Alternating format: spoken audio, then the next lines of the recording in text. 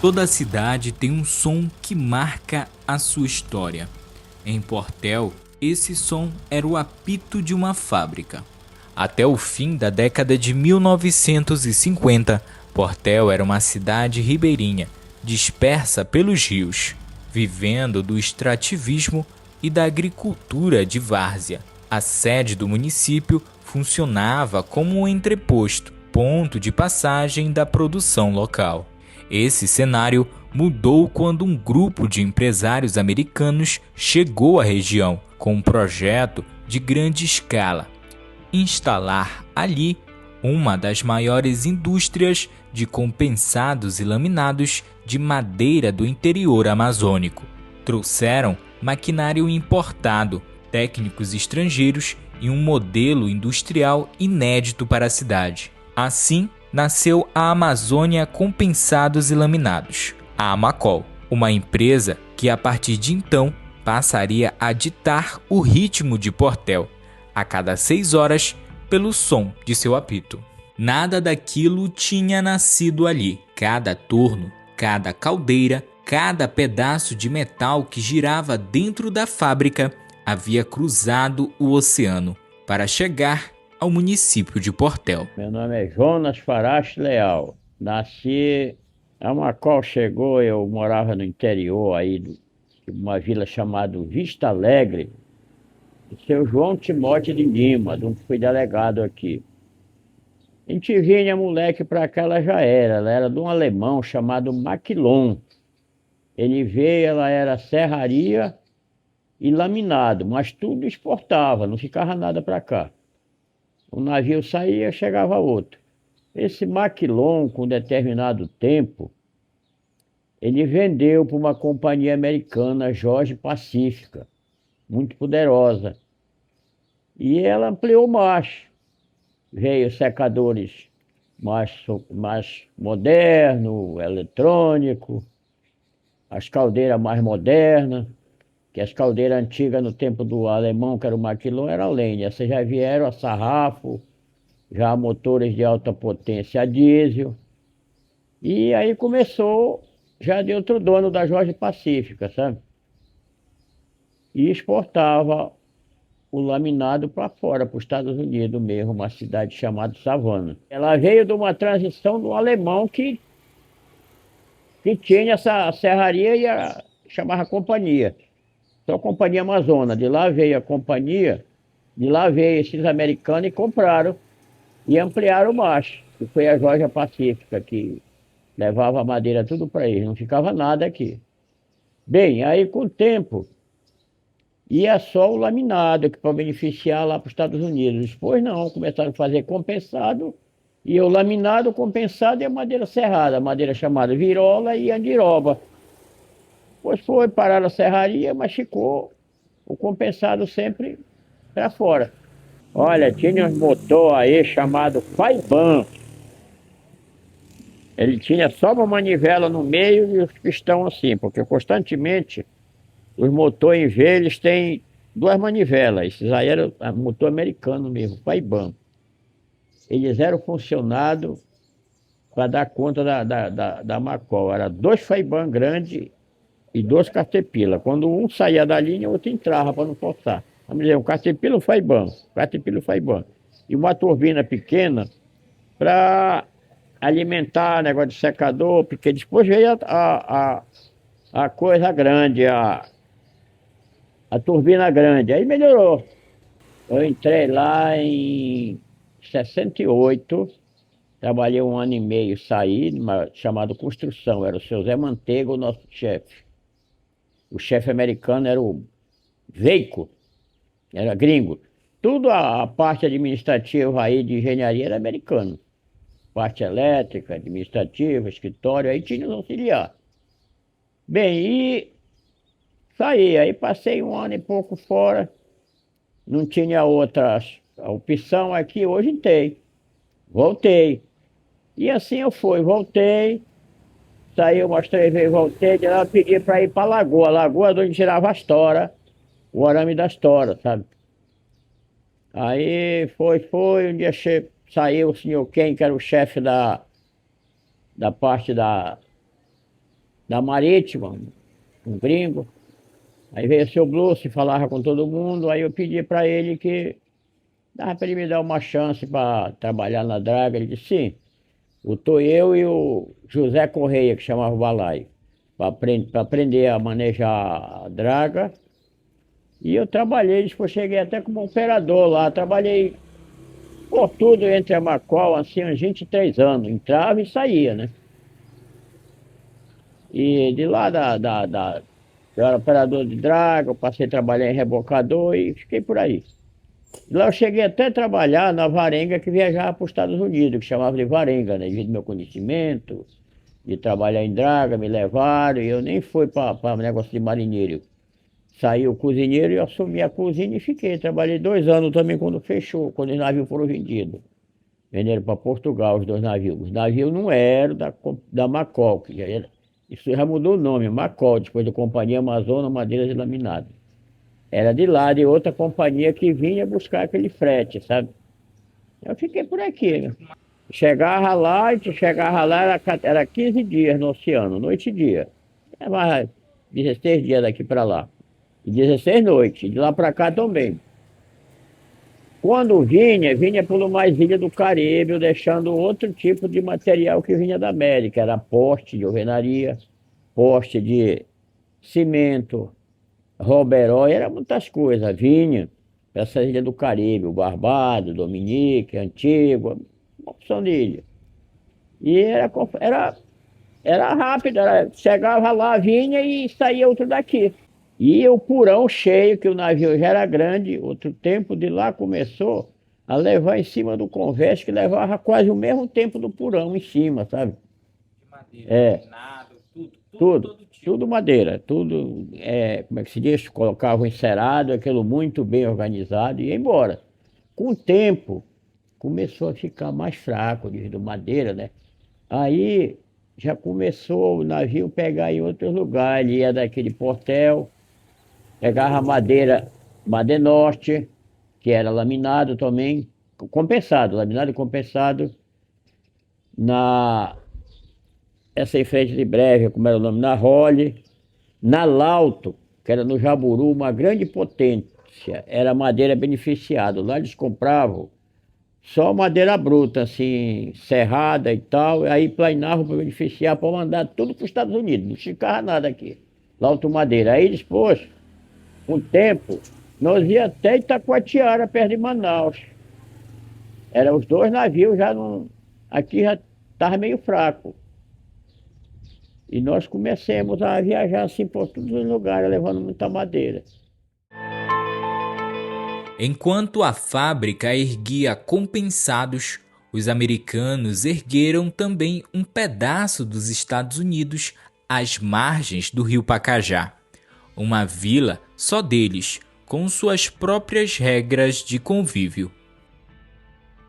Pois, como diz o ditado, os testas de ferro que comandavam a Macó moravam tudo dentro da firma, uma área, tudo dentro, cada um tinha a sua casa, a casa do gerente, casa do subgerente, e assim ia, né? Olha, era só essa ilhazinha. Lá na Macol, era até de Nação Domingo, rodeava pra cá, era Caldeira, agora era bem feito, era uma cidadezinha lá dentro. E era pequeno demais.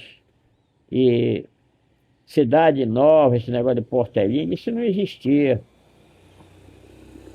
Olha, agora uma coisa que eu te dizer, uma colocação. Nesses vinham os navios cargueiros, que é a comida dos americanos de 69 para trás, vinha tudo dos Estados Unidos, cara. Era.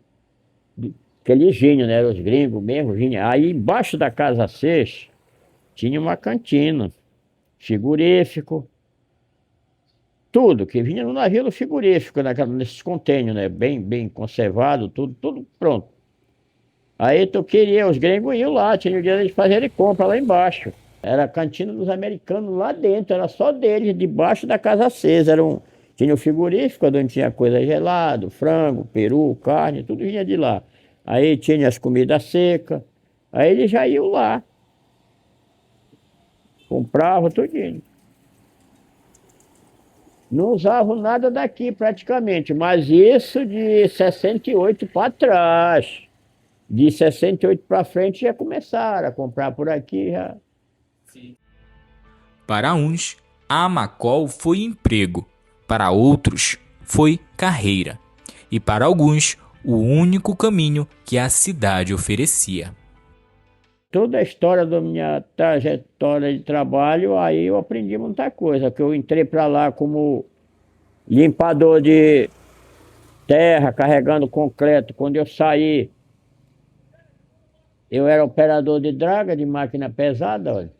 Eles davam a chance. Aí era o seguinte, a Bacol tu podia entrar, tem um cara obediente, olha, coloca esse menino ali para aprender a dirigir uma caçamba. Coloca ele para dirigir uma empilhadeira. Te dava a chance para te aprender a ser gente grande lá dentro. Olha aí, gosta de trabalhar no rebocador, é marítimo, vai para lá, trabalhar. Olha, tu é o mecânico, vai aprender a desmontar motor ali, vai trabalhar. Dava oportunidade, era. Era difícil, porque nesse tempo era difícil na época da Macol, de 80 para trás, até a comida para a gente comprar que não tinha. Era só no charque e a galinha, só. Depois que o Plano Real veio, que melhorou muito. A Macol foi uma firma que trouxe muitos benefícios no sentido de profissionalizar pessoas, né? E mesmo no sentido de sustentar os pais ali para que eles conseguissem um sustento de seus filhos, porque era uma empresa que gerava muito emprego. Naquela época só era Macol. Então a maioria dos pais trabalhavam na Macol, inclusive mulheres casadas, solteiras, trabalhavam lá para aumentar o poder aquisitivo da família, né? Inclusive a mãe da minha esposa trabalhou lá, o pai dela, meu pai, muita gente trabalhou, eu trabalhei. Ah, pai, foi bom, eu trabalhei, minha esposa trabalhou, eu tinha os irmãos, trabalhou. Todo trabalhava. Aí não tinha de dizer, você é irmão dele, ou mulher não pode trabalhar, não. Aí trabalhava até aleijado com muleta, cara. Não tinha negócio de preconceito. O cara sabia trabalhar, aleijado, arruma um emprego de vigia para ele, era para ele vigiar numa gurita, tinha as guritas, né? Tinha os vigia que andavam com o relógio para, tipo um discozinho para ir marcando por onde ele andou. Tinha os vigia de gurita, aleijado, não tem onde trabalhar, não, quer trabalhar, quero, bota para vigia. Era assim, não tinha muitos aleijados aí trabalhando. Muita gente, muitos profissionais que hoje estão nesse mundo afora aí, aprenderam profissão lá dentro, porque ali ensinava de tudo, né? Carpintaria, marcenaria, tinha parte da mecânica, ensinou muita gente, muitos mecânicos bons de Portel aprenderam lá, né? Motoristas de empilhadeira, de caçamba. Uma firma que profissionalizou muita gente mesmo, dava oportunidade. Fora outros cargos dentro da empresa, né? Torneiro, mecânico, bitoneiro, essas coisas, né? Operadores de máquinas pesadas lá dentro, caldeira, operadores de caldeiras, muitos profissionais hoje aprenderam lá também essa profissão. Nem tudo era rotina tranquila. Debaixo do apito que organizava os turnos, também fervia a tensão de quem cobrava por mais. A primeira greve, eu trabalhava no navio, nós estávamos aí fora, estava ancorado. Eu ainda nem trabalhava no navio, eu trabalhava vigiando lá. Eu estava desempregado e fazia um bico.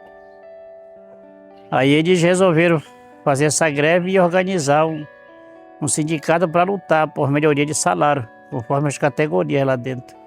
Foi um camarada que veio aí, o pessoal não sabia, e inventou. Inventou não, que já estava no tempo de fazer esse negócio de sindicato para regularizar o salário. E teve essa greve aí que esse veio de Belém, chamado Garcia, e se reuniu aí com uns que estavam saindo da Macol com raiva, um chefe, que era o segundo gerente, que era o gerente brasileiro, eu não vou dizer o nome dele. E ele ajudou a fazer essa greve aí, e fizeram, estavam reivindicando, quem ganhava um salário ganhava 2, que era a primeira faixa, e foi feio, aí foi uma greve assim. Foi muito difícil a greve porque teve ameaça de morte, essas coisas, né? Que eles não deram chance para ninguém. Tinha uma gringa, uma americana, chamada Kate, ela era contabilista do escritório. Ela foi tomar água da piscina que eles cortaram todo, água, luz, tudo. Então uma greve hoje não é assim, tu para e nesse tempo não, eles vieram com tudo, sabe? Não brigaram, não mataram ninguém, mas só que eles trancaram tudo, até que resolveram Mas depois funcionou. Uma greve que surtiu efeito, né? Foi boa. Foi que aí veio o café com pão, que não tinha, manteiga, café de manhã 9 horas, 3 horas da tarde, 8h45 da noite de madrugada. Não tinha isso. Passou a vir com pão. Já melhorou para as padarias, sabe? E aí, comida ainda não. Aí veio bota, que não tinha, papel higiênico sanitário, que não tinha. Aí melhorou algumas certas coisas. E foi feito. Funcionou. Foi feito o Citrimacop. Inclusive, pessoas lá de dentro foram que ficaram na gerência, na presidência do Citrimacop, né?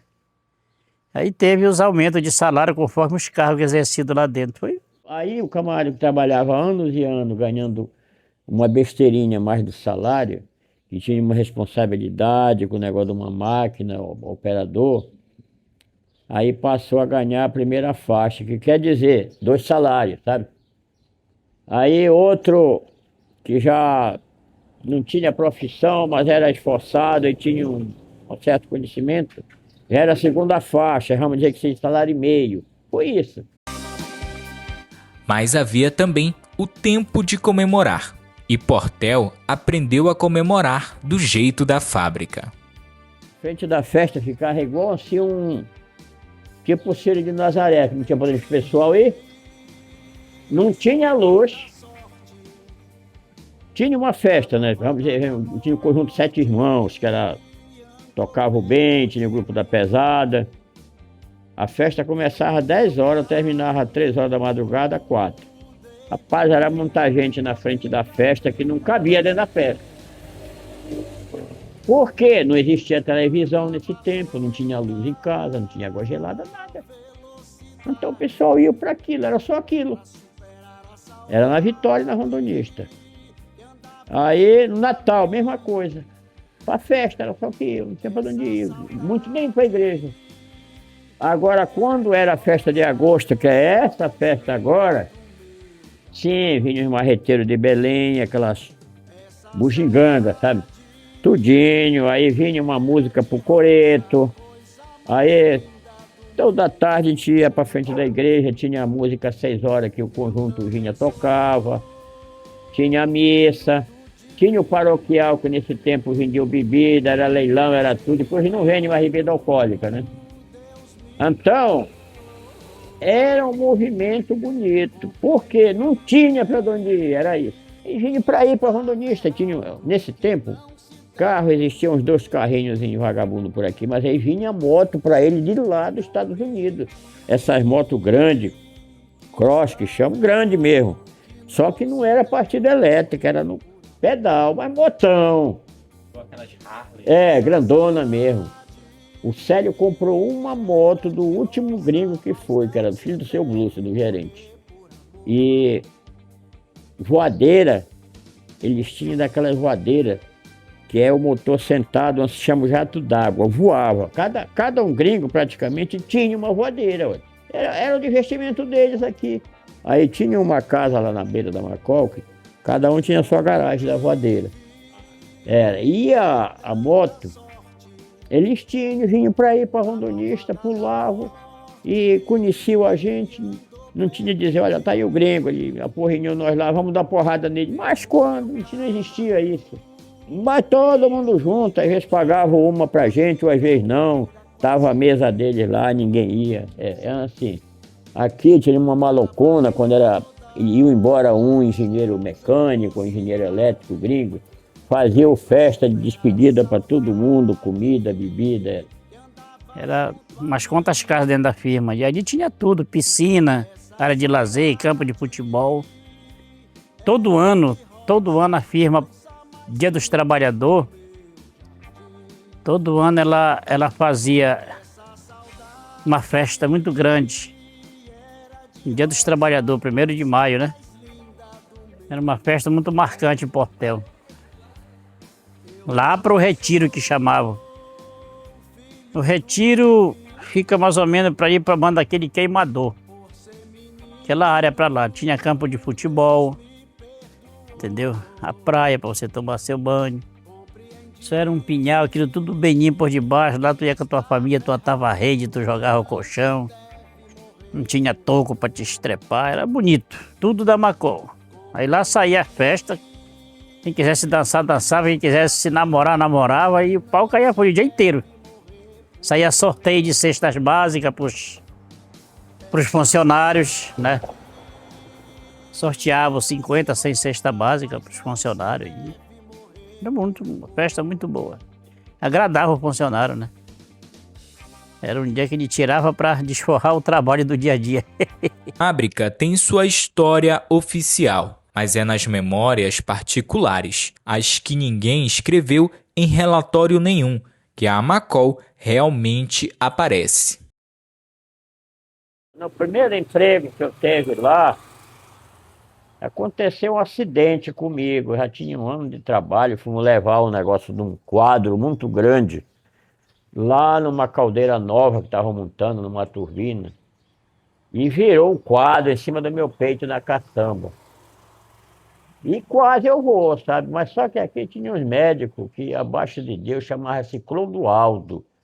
Tinha o Clodoaldo branco e o moreno, era o moreno. E olha, tinha uma coisa, era tão organizado que ela tinha um avião dela para levar o pessoal e trazer para Belém, de acidente. Era tudo de avião. Eu passei internado, o hospital era ali, onde é o Afonso agora, o colégio.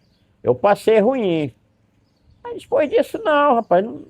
Uma vez aconteceu um acidente, a senhora que trabalhava comigo, ela estava endireitando a mão, e ali é uma corrente larga. Aí ela fica entrando, aí a mão da senhora foi, aí apertou, só que eu fui muito rápido, eu desliguei. Aí a mão dela teve que voltar. Mas da perto que entrou por debaixo daquela esteira, era umas esteiras, mas muito larga, assim, quatro dedos, né? E aí foi um pequeno acidente. O que marcou muito, que eu não esqueço, foi que eu corri atrás de uma visagem lá. Eu parei para merendar na casa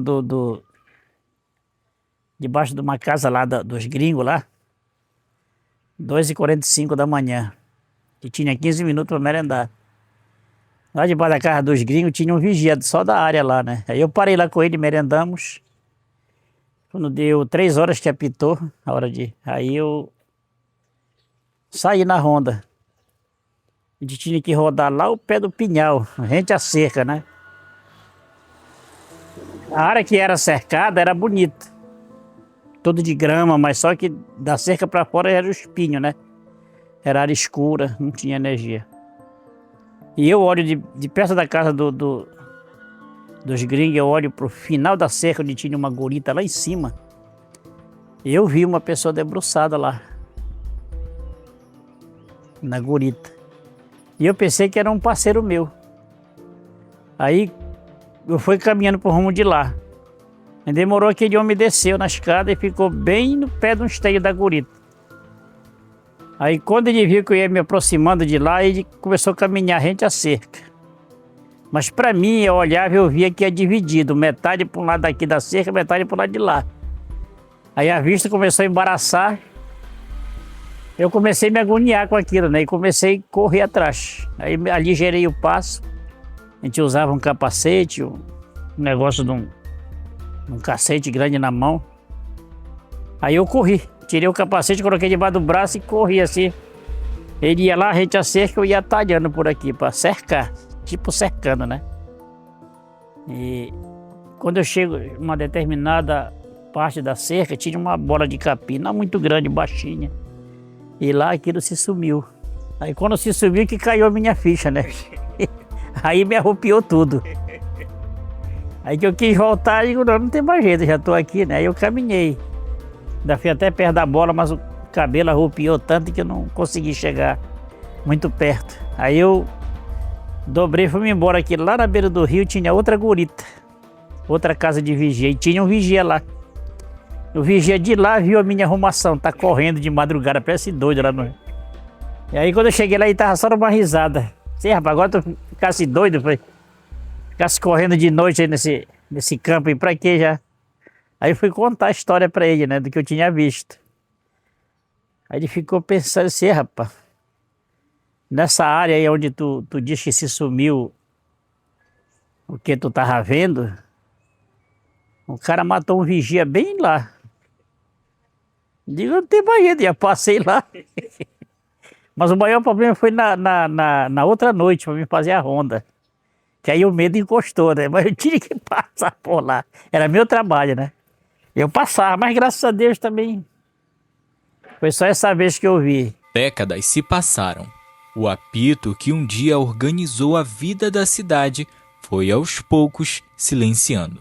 A Amacol fechou as portas e com ela se encerrou um capítulo inteiro da história de Portel.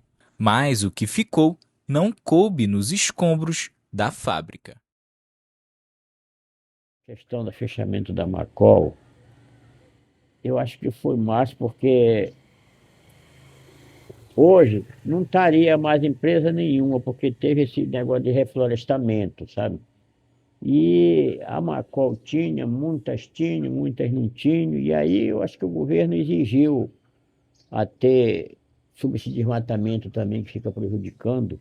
Então eu creio que hoje não existia mais nenhuma companhia, nem americana nem brasileira, por causa desse desmatamento. E a madeira também, que madeira tem muito ainda no mato e tudo, mas não foi tanto. Eles vieram, os americanos, para ir a modo como assim, bora catar tudo que a gente tem aqui e não joga nada mais, entendeu? Para cá, para retificar motor e tal, bora. Foram tirando quase tudo, sabe? Eles sabiam que um certo tempo já estava o fim, era. Tipo um contrato, vamos dizer, de 10 anos, 20, porque sabiam que não ia para frente mais dali a um certo tempo. Mas eles foram aos poucos, né? Fechou a fábrica. Foram demitindo. Só que eles abriram uma serraria lá em cima, lá onde tem aquele queimador. Tem um calçadão lá, né? Lá ainda funcionou uma serraria da Macol. Passou para lá, serrar madeira. Acho que fazia só tábua lá, essas coisas. Só que ela não durou muito também. Aí ficou lá de gerente o Ademar e o senhor por nome Júnior Camapum. Ficaram de gerente. Mas não durou muito tempo. Ela também se acabou. Eu me entendi ouvindo falar que se a Macol fechasse, o Portel virava uma tapera. Era esse o pensamento do povo, né? E o medo também, acredito, né? Porque não tinha outra firma. Depois surgiu uma firma lá para cima, para o Pacajá, a Jutaituba, que chamava Martins, e o ABC. Aí onde é a Siquel. Mas de lá veio mais gente de Uberlândia do que daqui do Pará, né? Daqui de Portel, principalmente, foi poucos que conseguiram emprego para lá, era mais de fora. O foco era aqui em Portel, Macol mesmo, né? Depois que ela se acabou, o negócio começou a ficar meio preto. Isso aí foi um abalo grande, porque como eu te disse, era a única fonte de renda aqui. Tinha uma serrariazinha, aí foram fechando também, porque exportação, né, e devido a reflorestamento. Foi um abalo, não tinha para onde ir. Portel passou uma turbulência meio grande, mas foi aos poucos e foi se reerguendo, graças a Deus, né? Foram aparecendo outras fontes de renda, né, para a pessoa se virar. A prefeitura foi uma grande parceira nesse levantar do povo, porque a prefeitura começou a empregar, né? E começou a fazer escola, essas coisas. E um emprego aqui, outro acolá, e foi crescendo. E Portel foi se ajeitando, graças a Deus, né? Sentimos muita falta de uma empresa até hoje, né? Uma empresa que nem a Macó, sabemos que eu acho que é difícil vir, né? Mas já não faz tanta falta, graças a Deus, porque o povo tá... Uma cidade que aparenta tá se evoluindo a cada dia, né?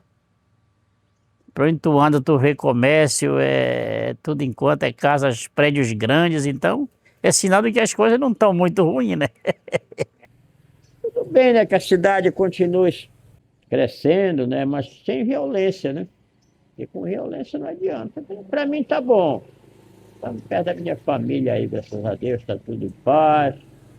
Acontece que levavam tudo daqui, não fica, é exportado ela. Tem a gratidão desse outro lado, que a gente entrava sem pegar uma chave, saía mecânico, mas tem o outro lado que não foi muito bom, que era esse aqui. Só lembrança. Depois só agradecer a Deus por terem vindo, né? Servir o povo de Portel. Lembrança que eu queria que registrasse era mesmo esse bate-papo nosso, que foi tão bom, né? Agradeço muito a sua ideia de ter vindo aqui me conversar comigo. A princípio eu não queria, tava com vergonha, com medo, mas foi bom, né? Graças a Deus. Gostei muito do bate-papo. E são lembranças que é difícil de serem apagadas da memória, né? Tempos bons que podemos dizer não voltam mais, né? Mas que marcaram e marcam até hoje, graças a Deus. Desejo que tu também esteja tudo em paz com a tua turma. Um dia eu reclamando, veio uma irmã aqui, eu estava reclamando, rapaz, não sei o que, reclamando, mania, rabugice, sabe? Nesse tempo eu tomava ainda. Esse meu irmão, ela veio de São Paulo, ela mora para ali. Para com isso, que tá ruim, pode ficar pior. Aí eu disse, ih, rapaz, é mesmo, mas cara. Você reclama com a mesa cheia de comida e tá reclamando. Não, para com isso. Eu parei. Falo mal não, porque foi meu primeiro emprego. Prova que eu saía, passava um ano e meio, procurava ela e voltava. Gratidão mesmo, porque você entrava lá sem saber assinar o nome, sem saber pegar uma chave para tirar um parafuso, você saía mecânico de lá. Dava a chance mesmo, uma escola mesmo. Um momento desse é muito bom que a gente vai lembrando, né? Das coisas. A gente conversando assim, eu tenho em mente a Macó funcionando. É uma lembrança muito viva, né? A Macó funcionando. Os pais de família felizes porque tinham um emprego. Estavam ganhando dinheirinho de lá, né? Uma lembrança muito viva aí, essa parte. Quando eu saí da Cozampa, eu fiquei meio atordoado, porque como é que eu vou viver, sustentar? Estava recém-casado, mulher grávida. E agora, o que é que eu vou fazer da minha vida? Né? Como é que eu fui casar? A gente não adivinha o que vai acontecer com a gente, né? Mas é assim, Deus fecha uma porta e abre duas, três, né? Depois da Cozampa veio esse emprego na Macol, que graças a Deus deu para mim me estruturar, comprar minha casa. E depois da Macol veio outros, como do Estado. Trabalhei 17 anos no Estado, né? No setor de municipalização. Foram 17 anos que valeu a pena, graças a Deus. E hoje ainda estou de pé, tudo que tenho, agradeço esses empregos que eu tive, graças a Deus, né? Que Deus abençoe o seu trabalho. Que você possa fazer aí uma boa retrospectiva aí da Macol, trazer para nós muitas lembranças que já foram esquecidas e que com o seu trabalho você possa reavivar na nossa mente essas lembranças do que era Macol, né? Do que representou para nós portelenses. Depois, o apito não toca mais, mas para quem viveu aquele tempo, ele nunca parou de ecoar.